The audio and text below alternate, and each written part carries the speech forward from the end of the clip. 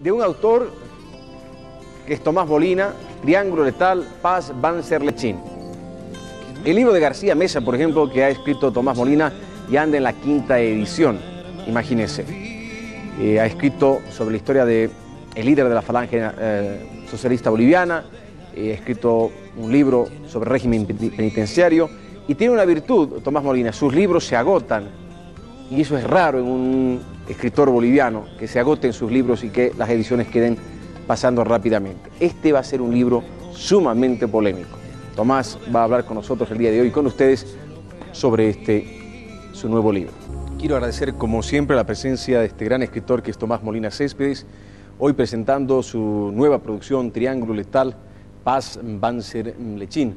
Bienvenido, Tomás, un gusto saludarte. Bueno, gracias a ti por esta invitación, pues sí, estamos a tus órdenes. Bueno, justo lo anunciaste en una entrevista previa que tuvimos contigo, de que ibas a presentar el libro posiblemente en el mes de mayo, junio, El Triángulo Letal. Bueno, ya está a la venta en las librerías y creo que con muchísimo éxito. Me gustaría que podamos comenzar hablando, en primera instancia, ¿por qué has asociado estos 3 personajes? ¿Por qué los has llamado el Triángulo Letal?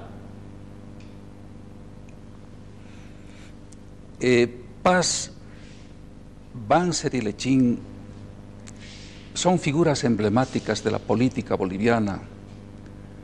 Son los 3 personajes que más tiempo estuvieron vinculados al poder, más de medio siglo.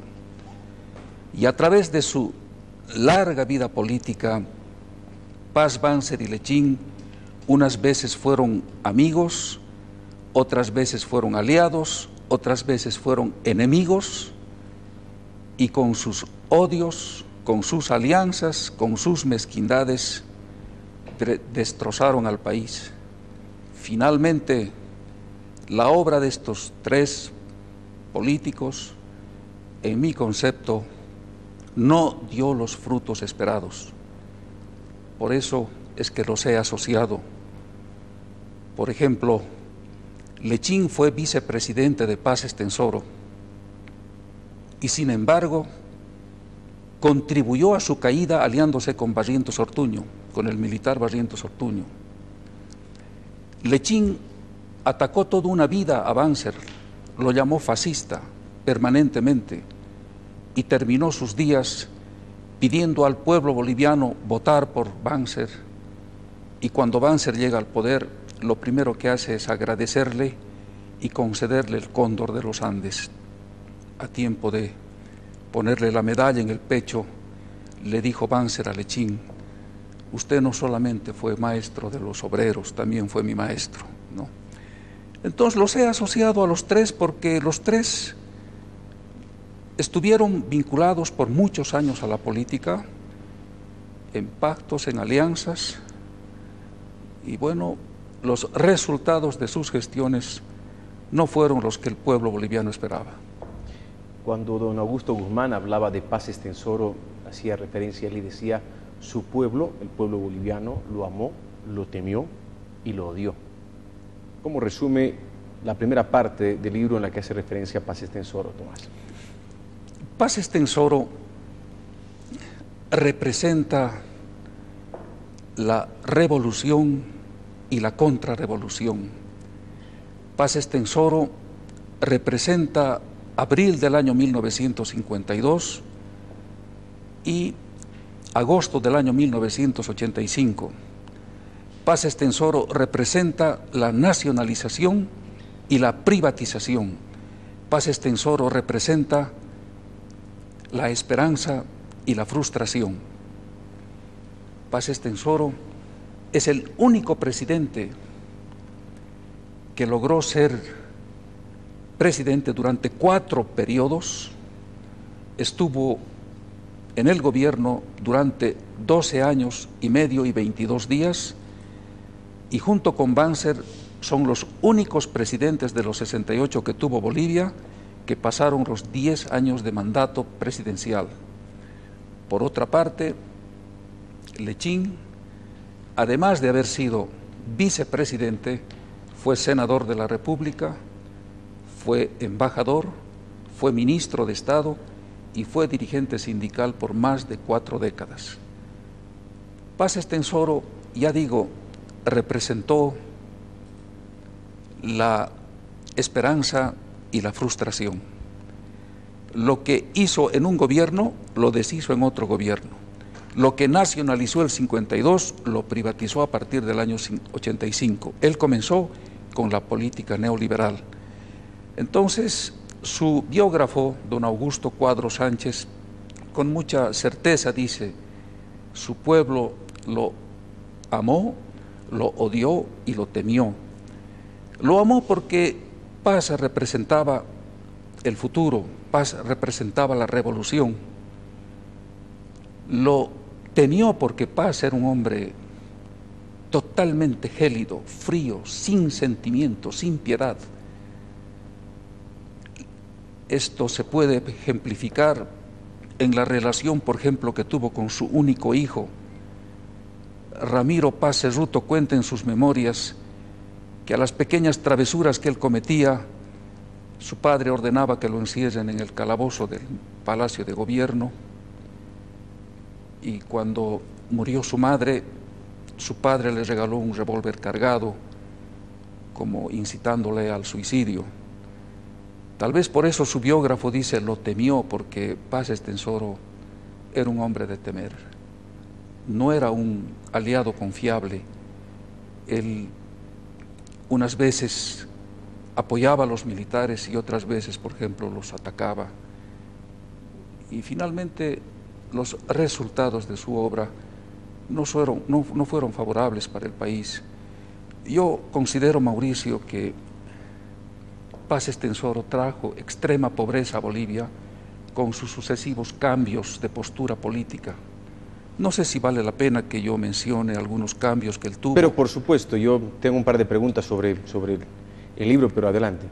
Paz Estenssoro, cuando funda el MNR el año 1941, era nazi declarado. Eso iba a preguntarte. Sí. En parte de tu libro hablas y dices: aquel año de la fundación del MNR, cuando Europa se hallaba atenazada por los ejércitos de Hitler, el Parlamento boliviano emitió un voto pidiendo al Poder Ejecutivo se declare a favor de las naciones occidentales. El diputado Paz Estenssoro se negó a firmar el documento, por lo que este no lleva su firma. Requerido sobre el por qué no firmó, respondió airadamente: porque soy nazi. Sí, porque además ahí en el libro está el programa de principios del MNR del año 41, ¿no? Copia fiel del programa de Hitler, copia fiel del programa de Hitler. Incluso hay un punto, ¿no?, en el que dice: no permitiremos el ingreso de judíos a Bolivia. Y el programa de Hitler dice: no permitiremos el ingreso de ningún judío a tierra alemana. Es decir, estaban tan obsesionados con el programa de Hitler que en un país que no tiene tradición antijudía, ellos se declaraban antijudíos. Y los principales líderes de la revolución, como Guevara Arce, admiten que el primer programa del MNR era totalmente fascista, ¿no? Y el ex canciller de la República, Alberto Ostria Gutiérrez, a 2 columnas publicó en un libro lo que decía el programa del MNR y lo que decía el programa de Hitler, y eso lo hemos transcrito en el libro. Así que don Víctor Paz Estenssoro, cuando se funda el MNR, era fascista, era nazista.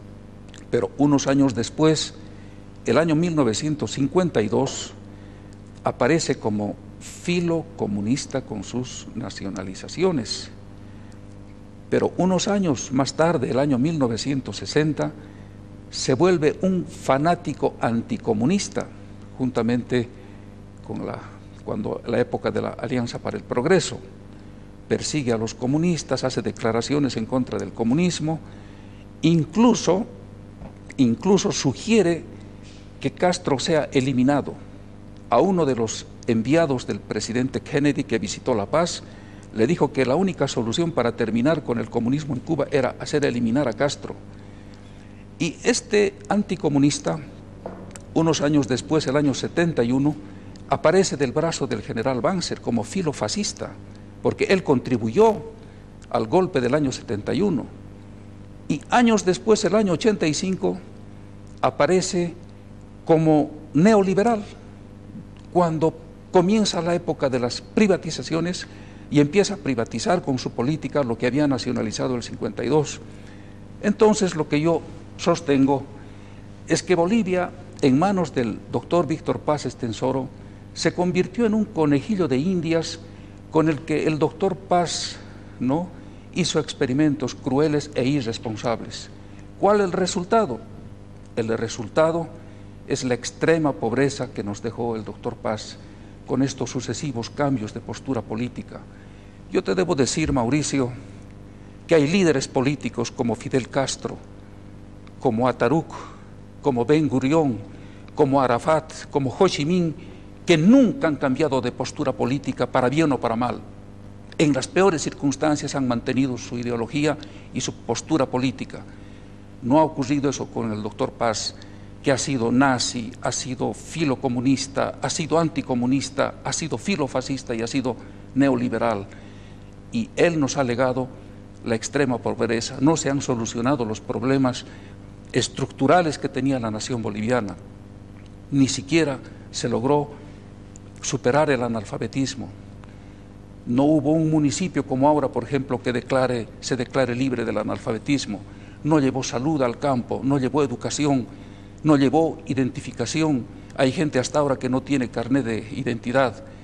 Entonces yo creo que el doctor Paz frustró las esperanzas del pueblo boliviano, porque en realidad las trascendentales obras de la Revolución de Abril fueron pedidas e impuestas por el pueblo boliviano para mejorar sus condiciones de vida, pero este líder, con sus sucesivos cambios de postura política, con sus odios, sus peleas con sus compañeros de partido, llevó pues a la frustración, a un gran proceso histórico que era la Revolución de Abril.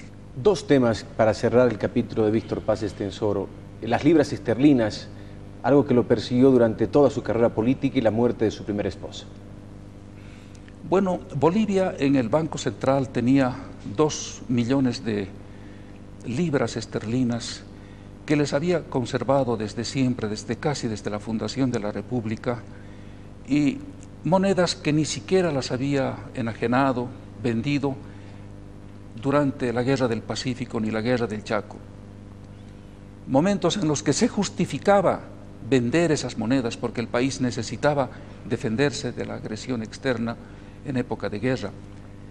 Conservamos esos 2 millones de monedas, pero resulta que cuando el doctor Paz toma el poder, a los 4 meses vendió a un precio irrisorio esas monedas, se dice que apenas por 22 millones de dólares, y luego los que compraron las libras esterlinas tuvieron un juicio en Ámsterdam y allá denunciaron que habían pagado 40 millones de dólares a las autoridades en Bolivia por la venta de esas libras esterlinas. Entonces, este es un capítulo doloroso porque ese era un patrimonio de la nación que no debía haberse enajenado. Esto es cuanto puedo decir sobre las libras esterlinas. En el libro yo dedico todo un capítulo bien documentado sobre este tema, con referencias que hacen propios militantes del MNR, acotaciones sobre su participación. Por ejemplo, Hugo Robert Barragán cuenta en primera persona todo lo que sabe sobre la enajenación de las libras esterlinas. En cuanto al otro tema, es sumamente delicado, la extraña muerte de la primera dama, la señora Carmela Cerruto, que extrañamente murió en la clínica del Banco Central. Ella estaba delicada de salud y es extraño que a esa clínica haya entrado alguien que le dio unas sustancias para que se suicide. Se dijo que había muerto por un problema cardíaco. Quisieron obligarle a un médico a que dé una certificación en ese sentido. El médico se negó y otro médico de apellido Maillard firmó un certificado diciendo que la señora murió a raíz de un paro cardíaco. Pero en el libro hay una referencia. Había un alto dirigente del MNR, don Mario Sanginés Uriarte, que fue muchas veces ministro y alcalde en la ciudad de La Paz, quien ha escrito un libro titulado Siempre, donde se refiere a este tema, y él cuenta que fue amigo personal de la familia Paz Estenssoro, y él señala que quien intervino en esa muerte fue un carabinero chileno que trabajaba bajo las órdenes de Paz Estenssoro, llamado Luis Gayán Contador. Este habría sido quien le suministró esa sustancia para que la señora pueda, pues, estropear su salud y después morir. Vamos a pasar al siguiente capítulo, que es el de Hugo Banzer Suárez. 6 veces intentó ser presidente de la República por la vía democrática. Le funcionó bien en la primera por la vía dictatorial. Es uno de los presidentes que más tiempo ha gobernado Bolivia. Introdúcenos al personaje Hugo Banzer Suárez de acuerdo a tu libro. Bueno, el general Hugo Banzer Suárez es el segundo presidente de Bolivia que logró pasar la barrera de los 10 años. En nuestra historia solamente Paz Estenssoro y Hugo Banzer Suárez pasaron 10 años. Ningún otro presidente logró acercarse siquiera a los 10 años.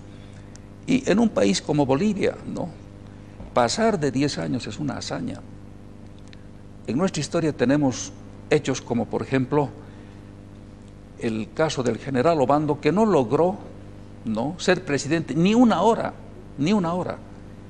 Fue posesionado presidente y antes de la hora tuvo que renunciar por la fuerte oposición del pueblo reunido el 5 de noviembre del 64 en la Plaza Murillo. Otros presidentes como Pedro Blanco apenas gobernaron 6 días porque a Pedro Blanco lo mataron en Sucre. Entonces, en Bolivia, pasar de 10 años realmente es una hazaña, y el general Banzer, en 2 periodos de gobierno, primero como dictador y después como demócrata, logró pasar los 10 años. Pero, según unánime opinión de los historiadores y de los políticos como don Augusto Cuadro Sánchez en su libro En las cimas escabrosas del poder, señala que el presidente más corrupto que tuvo Bolivia fue el general Banzer. Incluso dice esto: más que Barrientos, que no es poca cosa decir, ¿no? Y bueno, en la investigación, que es bastante, todo lo que dice el libro está respaldado. 4 males se agravaron lamentablemente en los 2 gobiernos del general Banzer. Se agravó el gran nepotismo. Yo no digo que este fenómeno surgió o apareció en los gobiernos de Banzer. Este problema siempre existió, pero en los 2 gobiernos de Banzer se agravaron a extremos realmente inauditos. Se agravó también la corrupción, se agravó el narcotráfico y, lo que es peor, se agravó la distribución abusiva de las tierras fiscales a los parientes, a los amigos, a los familiares, a los hombres ligados al partido del general Banzer. Entonces, esta es la sindicación que se le hace al general Banzer, además de que fue el presidente que más endeudó a Bolivia en toda nuestra historia. Es el presidente que contrajo gran cantidad de préstamos. Es posible que esos préstamos hayan servido, como han señalado en sus informes, para la construcción de carreteras, para planes de desarrollo social, pero lo que se dice es que gran parte de esa deuda externa fue a parar a cuentas privadas en el exterior, tanto del general Banzer como de sus allegados. ¿Hubo alianza de Banzer en su momento con Natush? ¿Hubo alianza de Banzer en su momento con García Meza para dar golpes de Estado? Pero claro, el general Banzer comienza su vida de golpista con el general Barrientos Ortuño el año 64, cuando participa en ese golpe y luego aparece como ministro de Educación del general René Barrientos Ortuño. A partir de esa incursión en la política, el general Banzer prácticamente está directa o indirectamente ligado a todos los golpes militares a partir del año 64, incluyendo el golpe de Natush Busch y el golpe de García Meza. No se olviden que en el gobierno de García Meza, la gente más cercana al general Banzer aparece en el gabinete del general Luis García Meza, como es el caso, por ejemplo, de don Mario Rolón Anaya, que fue ministro de García Meza y además canciller en la cuota de poder del general Banzer. ¿El pacto por la democracia fue un pacto sincero?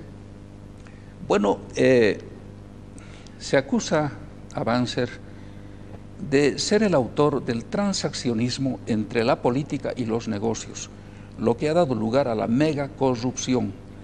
Ustedes saben que el general Hugo Banzer Suárez, ¿no?, formó la mayor alianza política en la historia de Bolivia.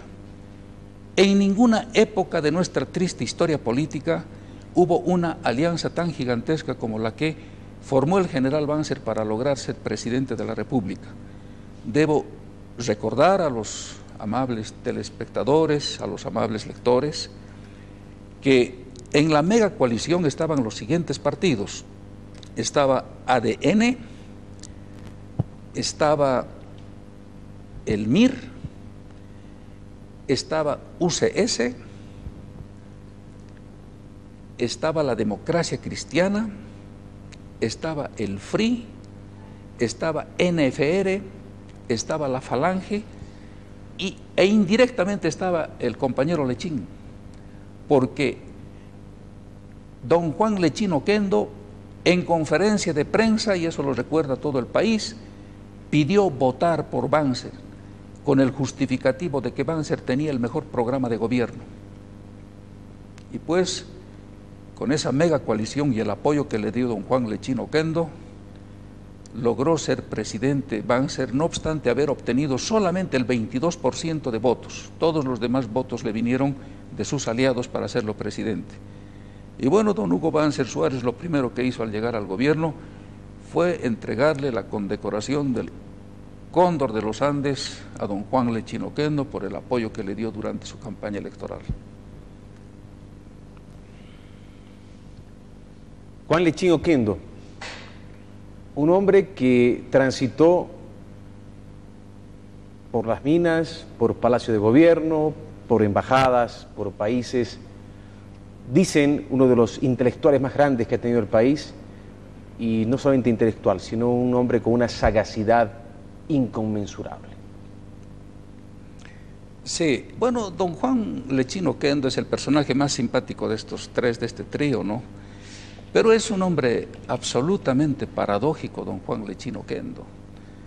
Vean ustedes, él se hacía llamar maestro, recordarás, Mauricio, se hacía llamar maestro por imitar a Stalin, porque a Stalin en la ex Unión Soviética su pueblo le llamaba maestro, uchitel, ¿no? Y bueno, y al igual que Stalin, cuando a don Juan Lechín Oquendo, que no tenía profesión ni oficio conocidos, cuando a don Juan Lechín le preguntaban, ¿y cuál es su profesión, don Juan?, este invariablemente respondía, político profesional, exactamente igual que Stalin, solo que Stalin tuvo el mérito de consolidar el socialismo en su país y de derrotar a Hitler, ¿no? Bueno, don Juan se hacía llamar maestro, ya digo, por imitación, pero lo paradójico es que don Juan, que nunca, y eso está documentado y lo dice su propia gente, nunca fue minero, y sin embargo fue 43 años líder máximo de los mineros en Bolivia. Por otra parte, don Juan Lechín nunca fue obrero, nunca, y sin embargo fue 35 años máximo líder de la Central Obrera Boliviana. Y seguimos con las paradojas. Don Juan Lechín Oquendo siempre se declaraba antimilitarista, antifascista. El año 52 se opuso tenazmente a que se reabra el colegio militar porque dijo que el ejército debía ser sustituido por las milicias mineras y campesinas armadas. Y sin embargo, no dudó un instante en apoyar al general René Barrientos Ortuño para tumbarlo a Paz Extensoro e inaugurar 18 años de dictaduras militares y esta factura tuvo que pagarla el pueblo boliviano, porque además hay otro problema, y esto está documentado en el libro. Don Juan en las dictaduras nunca estaba en Bolivia, siempre se iba al exilio dorado, pero en la democracia estaba presente en Bolivia desencadenando huelgas y más huelgas. Don Juan no trabajaba ni dejaba trabajar. Debo señalar, por ejemplo, que a su compañero de partido, a don Hernán Siles Suazo, en el gobierno del 56 al 60, le hizo 3.400 huelgas y le generó 4.000 conflictos sociales, con lo que no solo logró arruinar a su compañero de partido, sino a todo el país. Lo propio ocurrió en el gobierno de la UDP, cuando desencadenó la mayor cantidad de conflictos sociales que recuerda la historia política de Bolivia. Entonces, don Juan tenía un arma letal, un arma poderosa, y esas eran las huelgas en todos sus matices. Y pues la gran debilidad de don Juan Lechín Oquendo era ser presidente a toda costa. Y en el libro hay acusaciones serias de que por ser presidente incluso se habría hecho agente de la CIA, y eso lo cuenta Antonio Arguedas, que era ministro de gobierno del general Barrientos, y comprobado y confeso agente de la CIA. Bueno, don Juan es, decía, el personaje más simpático de los tres. Hay una parte en la que me parece interesantísima que hablas en tu libro, es una declaración de Lydia Gayler, que dice: si Juan Lechín Oquendo fuera presidente, lo primero que haría sería derrocar a Juan Lechín Oquendo. Claro, expresa muy bien, ¿no?, la postura de Juan Lechín, que no dejaba gobernar a nadie. Pero, Mauricio, tienes que tomar en cuenta esto, ¿no? No dejaba gobernar a nadie en democracia, porque en las dictaduras se iba del país. Durante todo el gobierno de Barrientos Ortuño estuvo en el exilio dorado, durante todo el gobierno de Banzer estuvo en el exilio dorado, durante el gobierno de García Mesa se fue después de estar unos días. Al único que no lo tocaron fue a don Juan Lechín Oquendo, pero en democracia volvía y no dejaba gobernar a nadie, peor si eran sus compañeros de partido. Ahora, ¿es cierto que don Juan era don Juan?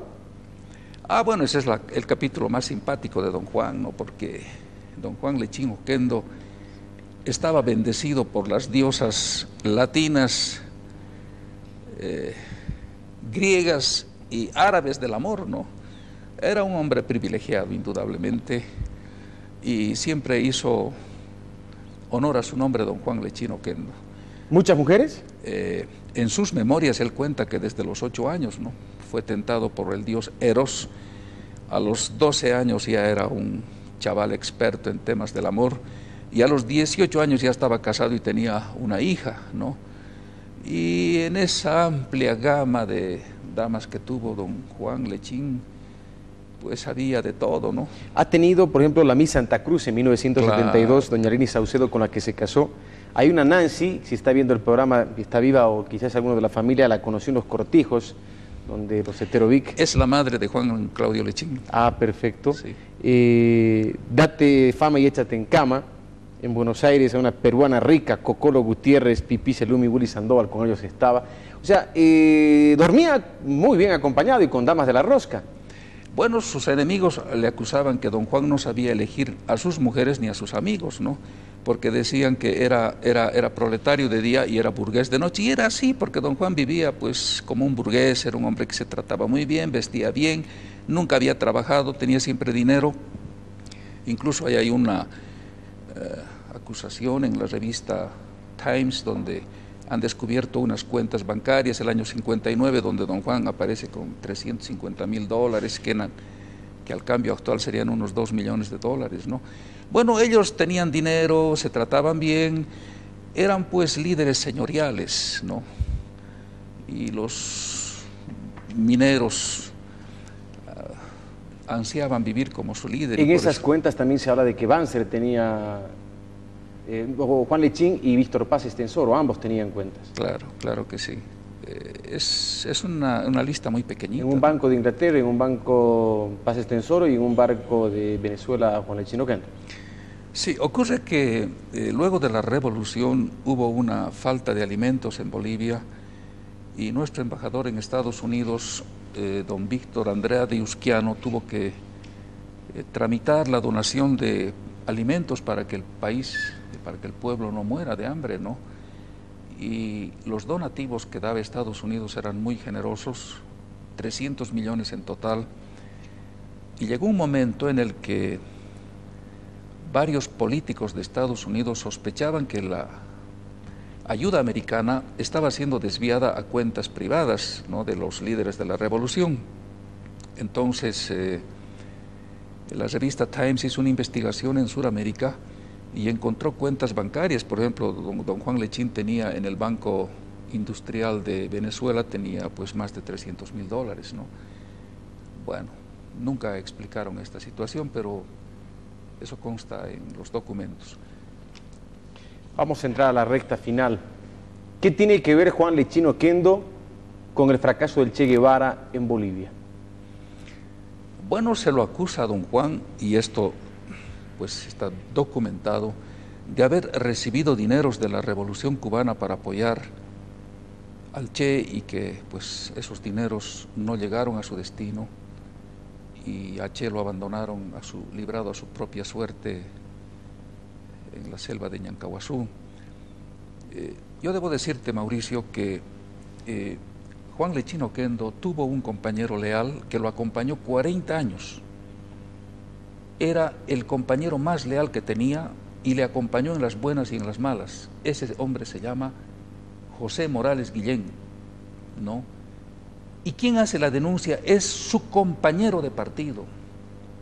José Morales Guillén, en una entrevista que le hacen, que está transcrita en el libro, señala que los dirigentes de la Revolución Cubana entregaron $300.000 a Lechín y a un Torres Calleja para que apoyen al Che Guevara, porque ellos se comprometieron en Cuba a apoyar al Che Guevara. Y cuando llega a Bolivia, Lechín no cumple ninguna tarea de apoyo a la guerrilla. Entonces Morales Guillén le pregunta, le dice: yo sé que tú has recibido $300.000, ¿y por qué? ¿En qué has invertido ese dinero? Y Lechín le dice: mira, la mitad agarró Torres Calleja, yo me quedé con $150.000, pero eso es para una imprenta del partido, y esa imprenta nunca fue adquirida.